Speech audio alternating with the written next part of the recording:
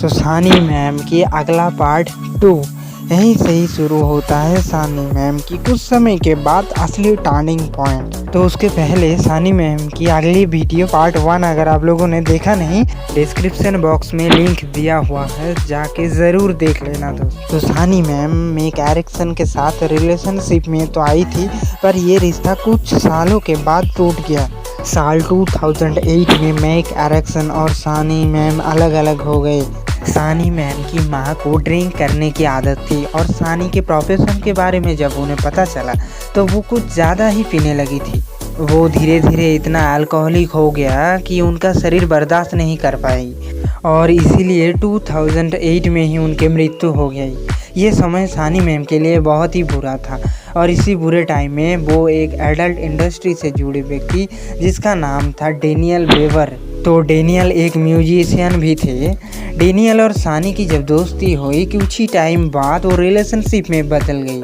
सानी और डेनियल को एक दूसरे से प्यार हो गया था। इसके बाद दोनों ने साथ मिलकर खुद के एडल्ट फिल्मों बनाने के लिए प्रोडक्शन स्टार्ट कर दी, जिसमें अब दूसरे लोग भी आ रहे थे। कुछ टाइम इस प्रोडक्शन को चलाने के बाद सानी और डेनियल ने फैसला किया कि अब वो इस एडल्ट दुनिया को हमेशा के लिए छोड़ देगा। तो अब डेनियल और सानी दोनों ही एडल्ट इंडस्ट्री को छोड़ चुके थे। तो कुछ साल पहले पता चला कि सानी के पापा को कैंसर थे, जो साल 2010 में बेकाबू हो गया, इसलिए उनके पापा का भी देहांत हो गया। सानी मैम की पेरेंट्स ने उन्हें छोड़कर जा चुके थे और उनके पास काम भी कुछ नहीं था। अगर कुछ था तो थी पॉपुलैरिटी। इस पॉपुलैरिटी का फ़ायदा सानी मैम को ये हुआ कि साल 2011 में इंडिया की सबसे ज़्यादा देखे जाने वाली रियलिटी शो बिग बॉस से इनविटेशन आया। सानी मैम को इस शो का हिस्सा होने के लिए $1 लाख ऑफर किया गया। सानी मैम को इस ऑफ़र को अडॉप्ट कर लिया क्योंकि बहुत सारा पैसा होने के बाद भी यहाँ कोई वल्गर काम नहीं था और यहाँ पर वो खुद की पर्सनालिटी को भी सामने ला सकती थी। बिग बॉस में आने के बाद सानी मैम की फ़ैन फॉलोइंग में बहुत बड़ा उछाल आया। जो लोग उनको नहीं जानते वो भी उनकी स्माइल और क्यूटनेस पर फिदा हो गए। लेकिन सानी मैम को शो में लाना बहुत लोगों ने गलत भी बताया, पर सानी की एंट्री से इस शो की टीआरपी काफ़ी बढ़ गई थी, इसलिए विरोध करने वालों पर किसी ने ध्यान नहीं दिया। साल 2011 में सानी मैम और डेनियल वेवर ने शादी कर ली। शादी होने के बाद सानी मैम की ट्विंस बेबी भी पैदा हो गए। बिग बॉस से सानी मैम को बहुत प्रसिद्धि मिल गई थी, इसलिए बिग बॉस ख़त्म होने के बाद उन्हें बॉलीवुड से ऑफर आने लगे। सानी मैम की बॉलीवुड डबल फिल्म थी जिस्म 2। इस मूवी में सानी मैम ने सबसे मेन रोल प्ले किया था। लोगों द्वारा इस मूवी बहुत ही शानदार साबित हुआ। सानी मैम की पहली मूवी बहुत ही सुपर हिट साबित हुई, लेकिन दूसरी फिल्म 2013 में रिलीज हुआ जैकपॉट, वो फ्लॉप रही। लेकिन उसके बाद साल 2014 में सानी लियोन को रागिनी MM2 मूवी में देखा गया। रागिनी MM2 मूवी एक बहुत बड़ी हिट रही और इस मूवी का एक सॉन्ग बेबी डॉल पब्लिक को इतना ज़्यादा पसंद आया कि सिर्फ एक गाने ने ही उनको इंडिया में सुपरस्टार बना दी। जिसके बाद उनको बहुत सारी फिल्म इंडस्ट्री से ऑफर आने लगे थे। वो गूगल पर सर्च करे जाने वाली टॉप सेलिब्रिटीज़ के लिस्ट में आ गई और वो 4 साल तक इस लिस्ट में रही। साल 2007 में सानी ने गूगल सर्च के मामले में प्राइम मिनिस्टर नरेंद्र मोदी को भी पीछे छोड़ दिया। कुल मिलाकर सानी मैम का स्टारडम बहुत ही ऊपर पहुंच गया था। सानी मैम ने बॉलीवुड में बहुत सारी फिल्म में काम की। उन्होंने भारतीय सिनेमा जगत में जितना नाम और एक्टिंग में कमाया है, उतना ही इन्होंने आइटम सॉन्ग से भी कमाया है। सानी लियोनी बोलती है कि मुझे इंडिया में इतना ज़्यादा प्यार मिलेगा, मुझे इसका अंदाज़ा भी नहीं था।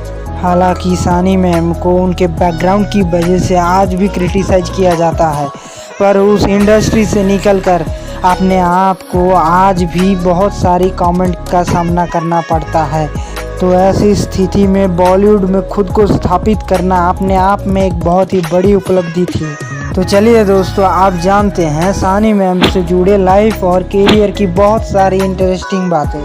सानी लियोनी एक मॉडल ऑल्सो एक अच्छे एक्ट्रेसेस भी है। उनके साथ साथ उन्होंने एक अच्छी बिजनेस वूमेन भी है। सानी लियोनी की खुद की एक वेबसाइट है जिनका नाम है sunnyleone.com। सानी लियोनी 2005 में MTV award MTV India program के लिए रिपोर्टर के रूप में भी नजर आए थे। उसी टाइम सानी मैम को डायरेक्टर मोहित सूरी ने कलयुग फिल्म का ऑफर किया था। फिर क्या हुआ, फिर सानी मैम ने फिल्म के लिए $1 मिलियन की डिमांड की और इतनी भारी रकम सुनकर मोहित जी का तो हवा निकल गया। उसके बाद सानी मैम को उन्होंने मना कर दिया। सानी मैम से जब पूछा गया आप अपने हीटर्स के बारे में क्या सोचते हैं, जो कि इंडिया में बहुत बड़ी मात्रा में है, इस पर सानी मैम ने बोला कि सबकी अपनी अपनी एक अलग सोच होती है, तो इसलिए कोई मुझे हिट करता है और गालियाँ देता है तो उनको मैं इग्नोर करता हूँ।